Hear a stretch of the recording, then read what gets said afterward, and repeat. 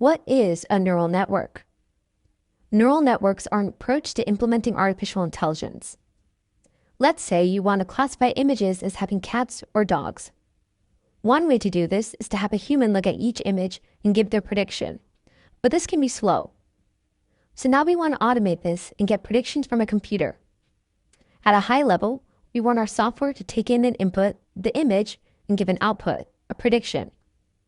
We can think of this software as f of x, a mathematical function that takes an image x and produces a prediction y. To train this mathematical function on how to correctly classify cats and dogs, we need to provide the function with samples of cat and dog images and their corresponding labels.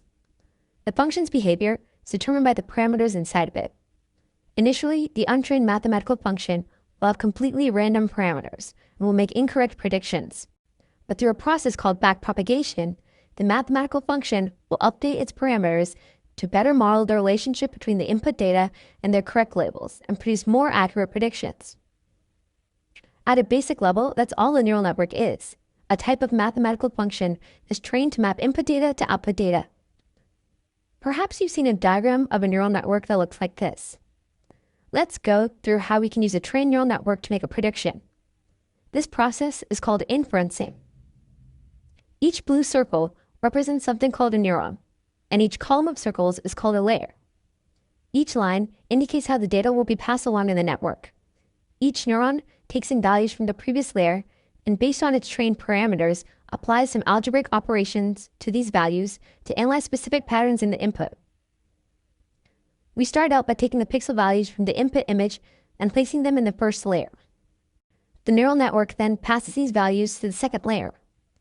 Since the second layer is dealing with the raw pixel values, it analyzes low-level patterns, such as edges and textures in the input image.